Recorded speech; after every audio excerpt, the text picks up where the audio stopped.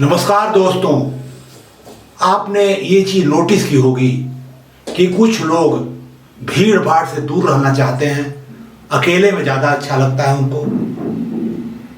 एक दो लोगों के साथ संबंध ज्यादा अच्छा बना पाते हैं, लेकिन जब भीड़ बढ़ जाती है तो असहज हो जाते हैं। इसके विपरीत कुछ लोग ऐसे होते हैं जिनको भीड़ भाड़ अच्छा लगता है, लोगों से बातचीत करना अच्छा लगता है, इसको एंजॉय करते हैं वो।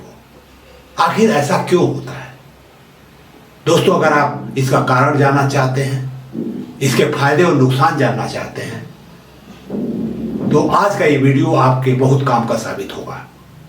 दोस्तों, मैं हूं रामचंद्र राय और आप देख रहे हैं प्रयास विकल्प, एक ऐसा चैनल जो आपके व्यक्तित्व को हर तरीके से मजबूत बनाता है, इफेक्टिव बनाता है, सक्सेसफुल बनाता है। ऐसा कंटेंट लेके आता है जो आपको अपने कार्य क्षेत्र में सफलता हासिल करने में आपकी मदद करता है। दोस्तों, स्ट्रांग पर्सनालिटी के बिना आप किसी भी क्षेत्र में सफल नहीं हो सकते। दोस्तों, मैं आप सभी का वीडियो सीरीज व्यक्तित्व विकास के इस तीसरे एपिसोड में हार्दिक स्वागत करता हूं। पहले एपिसोड में मैंने पर्सनालिटी के बारे में आपसे चर्चा की और चर्चा करते समय हमने बताया कि हमारा जो बेसिक नेचर है वो 5 चीजों से गवर्न होता है। हमारी पर्सनालिटी 5 डायमेंशनल है। पहली चीज है कि या तो आप न्यूरोटिक होंगे या न्यूरोटिक नहीं होंगे, एग्रीएबल होंगे या एग्रीएबल नहीं होंगे, ओपन टू एक्सपीरियंस होंगे या नहीं होंगे, आपके अंदर हाई कॉन्शियसनेस होगी या नहीं होगी, आप एक्सट्रावर्ट होंगे या इंट्रोवर्ट होंगे। तो जो चीजें, ये 5 ऐसी चीजें हैं जो मिल करके हमारे व्यवहार को, हमारे आचरण को निर्धारित करती हैं, हमारे स्वभाव को निर्धारित करती हैं। दोस्तों, दूसरे एपिसोड में हमने आपसे बताया कि न्यूरोटिज्म क्या होता है, कब वो पैदा होता है, उसके क्या फायदे हैं, क्या नुकसान है, कैसे आप उसको हैंडल कर सकते हैं। दोस्तों, आज तीसरे एपिसोड में मैं एक दूसरे बहुत इंपॉर्टेंट पहलू की चर्चा करने जा रहा हूं। वो है अंतर्मुखता तथा बाह्यमुखता, यानी इंट्रोवर्जन वर्सेज एक्सट्रोवर्जन। ये बहुत इंपॉर्टेंट सोशल नेचर होता है जो लोगों के अंदर होता है। आज मैं इस वीडियो के माध्यम से 5 चीजों पर चर्चा करूंगा। पहली चीज, इंट्रोवर्ट और एक्सट्रोवर्टों का स्वभाव क्या होता है, इसके क्या सकारात्मक पहलू है, क्या नकारात्मक पहलू होते हैं। दूसरी चीज मैं बताऊंगा कि इसका हिस्टोरिकल बैकग्राउंड क्या है, ये चीज कब सामने आई हम लोगों के। तीसरी चीज मैं आपको बताऊंगा कि इसके बेसिक प्रिंसिपल्स, सिद्धांत क्या है जिसको हमको समझना पड़ेगा इसको समझने के लिए। चौथी चीज मैं आपको बताऊंगा कि कौन सा अच्छा है, कौन सा अच्छा नहीं है दोनों में। और लास्ट में यह बताऊंगा कि आप अगर चेंज करना चाहते हैं अपने को, अगर कोई इंट्रोवर्ट है वो एक्सट्रोवर्ट कुछ बनना चाहता है, या एक्सट्रोवर्ट है कुछ इंट्रोवर्जन की तरफ जाना चाहता है, तो कैसे जा सकता है। दोस्तों, इसलिए मैं आपसे निवेदन करूंगा कि इस वीडियो को अंत तक देखिए ताकि आपको पता चल सके कि अपने नेचर में कुछ परिवर्तन ला करके कैसे आप अपने कार्य क्षेत्र में सफल हो सकते हैं। और अगर ये वीडियो आपको अच्छा लगे तो अपने दोस्तों के साथ शेयर करिए और हमारे इस चैनल को सब्सक्राइब करिए ताकि इस तरह के यूजफुल वीडियो का नोटिफिकेशन आपको मिलता रहे। दोस्तों, आइए अब हम लोग चर्चा शुरू करते हैं। पहली चीज, इंट्रोवर्ट और एक्सट्रोवर्ट का नेचर क्या होता है, इसके सकारात्मक पहलू क्या है, नकारात्मक पहलू क्या है। आइए पहले हम लोग इंट्रोवर्ट यानी जो अंतर्मुखी लोग हैं उनकी चर्चा करते हैं। तो पहली चीज है कि ये लोग अपने आंतरिक जीवन को ज्यादा पसंद करते हैं इसके बजाय कि बाहर के दुनिया को। अपने विचारों पर फोकस करना इनको ज़्यादा अच्छा लगता है, ज़्यादा कंफर्टेबल होते हैं, इसके बजाय कि दूसरों के साथ इंटरेक्ट करें। तीसरी बात, ये लोग एक या दो लोगों के साथ अच्छी तरह टाइम स्पेंड करना चाहते हैं, न कि भीड़ के साथ। जब भी इनको रिलैक्स होना होता है तो वो अपने अंदर चले जाते हैं, अंतर्मुखी हो जाते हैं, इससे इनको रिलैक्सेशन मिलता है। लेकिन आपको ये समझना चाहिए कि कोई आदमी अगर शर्मीला है, इसका मतलब ये नहीं कोई इंट्रोवर्ट है या अंतर्मुखी है, दोनों बिल्कुल अलग चीज है। एक शर्मीलापन जो है हमारा एक ट्रेट होता है। ऐसा व्यक्ति अनजान लोगों के सामने नर्वस हो जाएगा, अनकंफर्टेबल हो जाएगा, हार्ट बीट बढ़ जाएगा, उसका पसीने आने लगेंगे उसको, ये सारी चीजें होती हैं। लेकिन जो अंतर्मुखी व्यक्ति होता है वो शर्माता नहीं है, उसका मौलिक स्वभाव होता है, वो लोगों से बात करना ही नहीं चाहता है।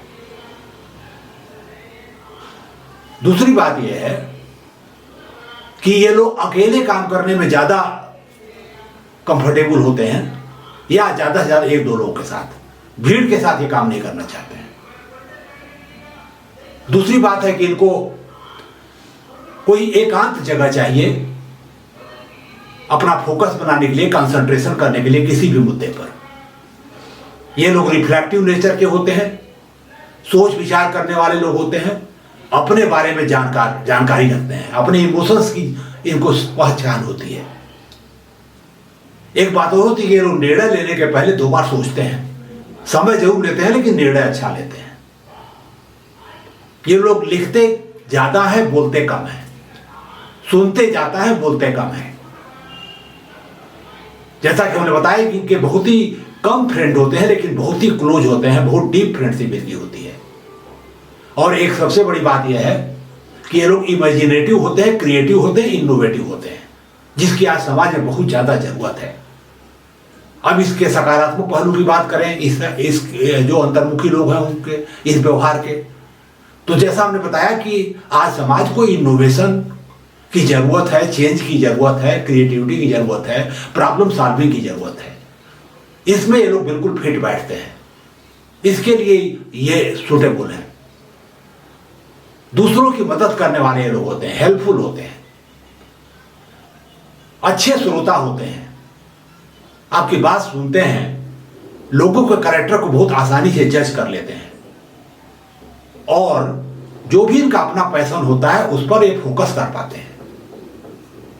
अगली जो अच्छी चीज इनकी होती है कि अपनी लिमिट जानते हैं, बाउंड्री जानते हैं, और उसके बाहर जाते हैं। अगर परेशानी होती है तो दूसरों की मदद लेने में या मार्गदर्शन लेने में हिचकते नहीं हैं,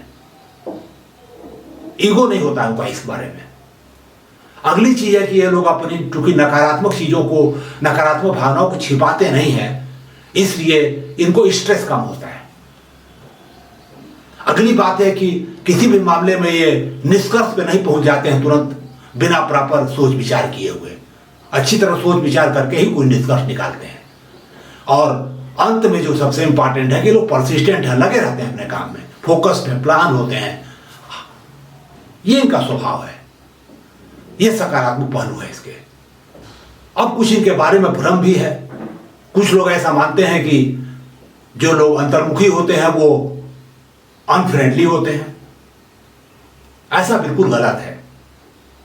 यह बात जरूर है कि इनके फ्रेंड कम होते हैं लेकिन बहुत क्लोज फ्रेंडशिप होती है। जबकि जो बाह्यमुखी व्यक्ति होता है, ढेर सारे उसके फ्रेंड सर्किल तो बड़ा होगा लेकिन डीपनेस नहीं होती उसके अंदर, सो एंड सो रिलेशंस होते हैं। दूसरा एक भ्रम इनके बारे में कि इनके पास लीडरशिप क्वालिटी नहीं होती है, यह भी गलत है। क्योंकि ये अच्छे श्रोता होते हैं, नॉन थ्रेटनिंग होते हैं, दूसरों की बात समझते हैं, दूसरे कैरेक्टर को जज कर सकते हैं, इसलिए बहुत अच्छे लीडर होते हैं। हाँ, भीड़ भाड़ वाले लीडर नहीं होंगे लेकिन ऑर्गेनाइजेशन लीडरशिप में ये पीछे नहीं रहते हैं। कुछ इसके नकारात्मक पहलू भी हैं। पहली बात, चूंकि ये लोग अकेले ज्यादा रहते हैं इसलिए कभी कभी मेंटल डिसऑर्डर के शिकार हो सकते हैं, न्यूरोटिसिज्म के शिकार हो सकते हैं। और दूसरी बात है कि सोशल कंडीशन में हमेशा फिट नहीं बैठते हैं, यहाँ भीड़ भाड़ से दूर भागते हैं। कभी कभी इसकी जरूरत पड़ती है जो इनके अंदर नहीं होता है। जहां तक बाह्यमुखी लोगों का प्रश्न है, एक्सट्रोवर्ट लोगों का प्रश्न है। इनके स्वभाव की अगर बात करें तो ये लोग आउटगोइंग होते हैं, सोशल होते हैं, सोशल सिचुएशन में ज़्यादा कॉन्फिडेंट होते हैं, सामाजिक परिस्थितियों में इनको अच्छा लगता है रहना भीड़ भाड़ में। दूसरी चीज़ ये है कि हमेशा ये चाहते हैं कि आप सेंटर ऑफ अट्रैक्शन बने रहें, आकर्षण का केंद्र बना रहना चाहते हैं। अगर लोग इनको इग्नोर करेंगे तो असहज हो जाएंगे। बहुत ज़्यादा एनर्जी इनके अंदर होती है, बहुत टार्गेटिव होते हैं, दूसरों से बात करने में मजा आता है इनको, स्टोरी सुनाने में मजा आता है इनको, दूसरों से इनको ऊर्जा मिलती है। जितना ज़्यादा लोग रहेंगे उतना ज़्यादा ये एनर्जेटिक फील करते हैं अपने को। लेकिन सबसे बड़ी बात है कि ये सोचने के पहले काम शुरू कर देते हैं, बिना सोचे समझे काम शुरू कर देते हैं। नेटवर्किंग में एक्सपर्ट होते हैं ये, अपना सोशल सर्किल बढ़ाना चाहते हैं हमेशा। बड़े ग्रुप में ये अच्छा काम करते हैं और कुछ देर अगर अकेले रह जाए तो बोर हो जाते हैं। बहुत जल्दी लोगों से दोस्ती कर लेते हैं, बॉन्डिंग कर लेते हैं, अनजान लोगों के साथ भी। और पार्टी के लाइफ होते हैं ये, कोई भी पार्टी होगी इसमें हीरो बन जाते हैं। एक अच्छी बात होती है कि नई सिचुएशन को एडॉप्ट बहुत जल्दी कर लेते हैं, अपने को ढाल लेते हैं उसके अनुसार। और इनका फ्रेंड सर्किल बहुत बड़ा होता है। दोस्तों, अगर सकारात्मक पहलू की बात की जाए, इस ये जो नेचर है इसके, तो ये लोग ज्यादातर खुश दिखते हैं, मेंटल डिजीज के प्रोन नहीं होते हैं लोग ज्यादातर, क्योंकि अकेले रहते नहीं, लोगों के साथ इंटरेक्ट करते रहते हैं, हाई एनर्जी होती है और नेचुरल लीडर होते हैं, खास करके पॉलिटिक्स के फील्ड में। अगर निगेटिव की बात करें तो जैसा हमने बोला कि ये लोग बिना सोचे समझे काम शुरू कर देते हैं, यानी बैड डिसीजन मेकर होते हैं, जल्दीबाजी में निर्णय लेते हैं और फोकस नहीं कर पाते हैं। चूंकि फोकस नहीं कर पाते इसलिए इनोवेशन और इमेजिनेशन में थोड़े हल्के पड़ते हैं, ये लोग कमजोर पड़ते हैं।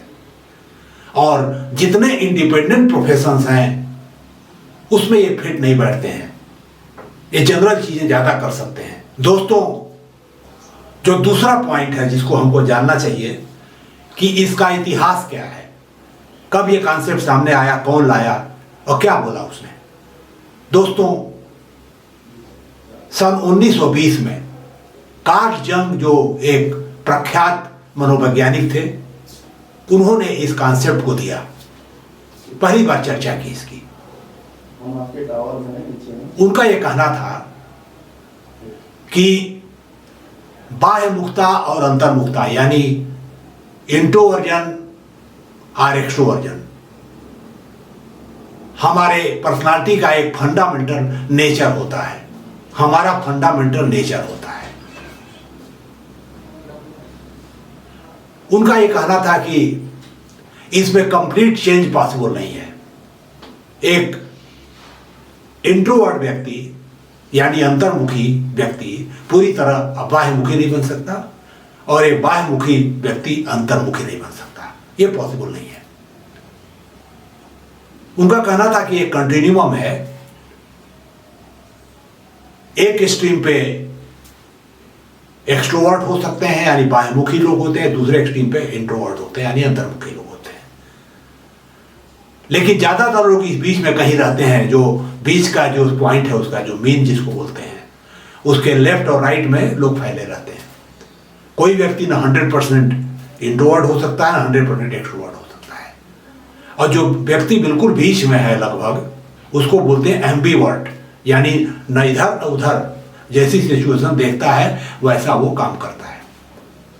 तो ये तो हो गया इसका इतिहास। अब आइए हम लोग कुछ फंडामेंटल प्रिंसिपल समझें इसके, जिसको समझने से आप इन दोनों चीजों को समझ पाओगे, इनके बैकग्राउंड को समझ पाओगे, रीजंस को समझ पाओगे।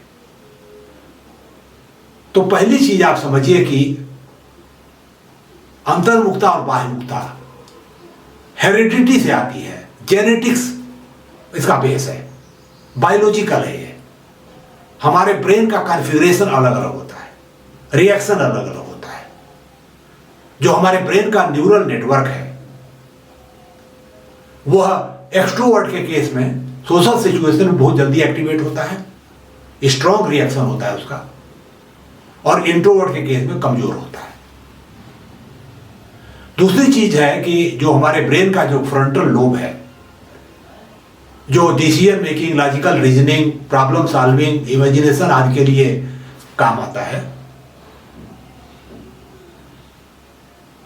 वह इंट्रोवर्ट के केस में उसमें ज्यादा ब्लड सप्लाई होती है और एक्सट्रोवर्ट के केस में कम होती है, क्योंकि इंट्रोवर्ट लोग ज्यादा ठीक से डिसाइड कर पाते हैं, सोचते हैं, विचारते बहुत ज्यादा हैं, इसलिए उनको एनर्जी चाहिए, ब्लड सप्लाई चाहिए। अगली चीज यह है कि आपको एक समझना चाहिए कि ये और कुछ नहीं है, जो भी हमारा आउटर वर्ल्ड है उसको किस तरीके से हम प्रोसेस कर रहे हैं ये इंडिकेट कर रहा है। इंट्रोवर्ट दूसरे तरीके से करता है, एक्सट्रोवर्ट दूसरे तरीके से करता है, उसका रिस्पांस अलग होता है। और जैसा कि कार्ल जंग ने बोला, इसमें रेडिकल चेंज पॉसिबल नहीं है। अगला सवाल, दोनों में कौन सा अच्छा है? क्या कोई खराब है और कोई अच्छा है? दोस्तों, आपको ये जानना चाहिए कि न तो इंट्रोवर्ट न तो एक्सट्रोवर्ट, न तो अंतर्मुखी न तो बाह्यमुखी हर सिचुएशन को हैंडल कर सकते हैं। हमारे जीवन में तमाम तरह की सिचुएशन आती है, तो दोनों में से कोई भी सबको हैंडल नहीं कर सकता। इसलिए न तो अच्छा है न तो बुरा है, ये डिपेंड करता है सिचुएशन के ऊपर। सबसे बेस्ट यह है कि जैसी सिचुएशन हो वैसा बिहेव करिए, लेकिन इसके लिए जरूरी यह है कि आप अपने अंदर कुछ मार्जिनल चेंज लाएं। मान लीजिए आप इंट्रोवर्ट हो तो थोड़ा कम इंट्रोवर्ट हो जाओ, एक्सट्रोवर्ट की तरफ थोड़ा बढ़ जाओ। अगर बहुत ज्यादा एक्सट्रोवर्ट है तो थोड़ा कम एक्सट्रोवर्ट हो जाओ, थोड़ा इंट्रोवर्ट की तरफ बढ़ जाओ। इसकी जरूरत आपको पड़ेगी, तब जाके आप उपयोग कर पाओगे। जहां तक प्रोफेशंस का सवाल है कि कौन से प्रोफेशन सूट करते हैं इंट्रोवर्ट लोगों के लिए और कौन से प्रोफेशन सूट करते हैं एक्सट्रोवर्ट के लिए, तो इंट्रोवर्ट की अगर हम बात करें, चूंकि वो लोग का फोकस पावर स्ट्रांग होता है, कंसंट्रेशन पावर होता है, अच्छे जज होते हैं, अच्छे डिसीजन मेकर होते हैं, पेशेंस होता है उनके अंदर, इसलिए ये लोग अच्छे रिसर्चर बन सकते हैं, प्लानर बन सकते हैं, कंसल्टेंट बन सकते हैं, एडवाइजर बन सकते हैं, डॉक्टर्स बन सकते हैं, वकील बन सकते हैं। ये सारे प्रोफेशन इंडिपेंडेंट प्रोफेशंस हैं, इनमें ये सूट करता है इनको, और देश को ऐसे लोगों की जरूरत है। अगर हम एक्सट्रोवर्ट की बात करें तो लोग ऐसे प्रोफेशन में ज्यादा सूट करते हैं जो सोशल इंटरेक्शन मांगते हैं, जैसे सेल्स है, मार्केटिंग है, पॉलिटिक्स है, मास कॉन्टैक्ट एरियाज हैं, वहां ये लोग ज्यादा सफल हो पाते हैं। दोस्तों, सवाल है कि आपको क्या करना चाहिए। पहली बात, आप ये डिसाइड करो कि आप इंट्रोवर्ट हो या एक्सट्रोवर्ट हो और कहां तक हो। इसके लिए एक छोटा सा टेस्ट होता है, 10-15 मिनट में आपको पता चल जाएगा कि आप ये कंटिन्यूम पे कहां स्टैंड कर रहे हो, और फिर कोशिश करिए कि अपने अंदर मॉडरेट चेंज कर लीजिए जरूरत के मुताबिक। अब आखिरी सवाल, कैसे चेंज करेंगे आप, क्या करना होगा आपको, तो डिपेंड करता है कि आप इंट्रोवर्ट हो कि एक्सट्रोवर्ट हो।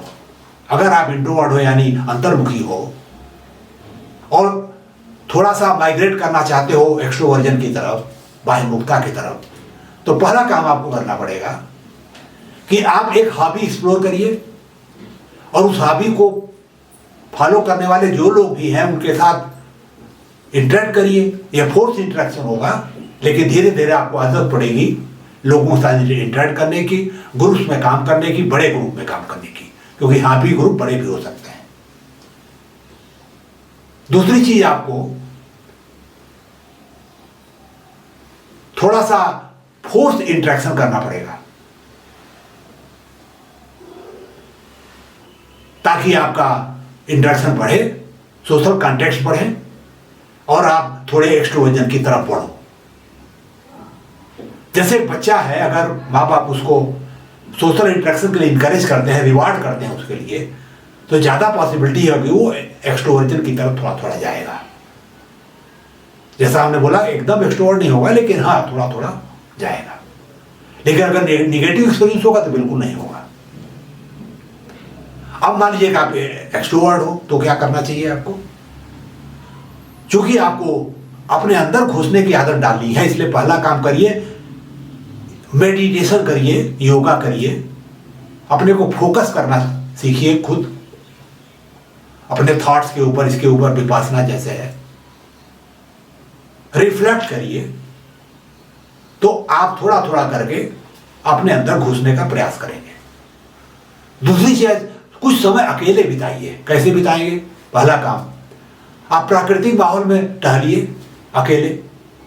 टहलते समय आप प्रकृति को देखिए और कुछ जो भी सोच विचार करना हो करिए। इससे आपको अकेले रहने में थोड़ी सी आदत पड़ेगी। दूसरा काम आप कर सकते हो कि किताब पढ़िए, अच्छी किताब पढ़िए, अच्छा समय बीतेगा आपका, अकेले आप रह पाओगे। तो अकेले खाना खाने जाइए बाहर, आराम से खाइए, सोचिए विचारिए।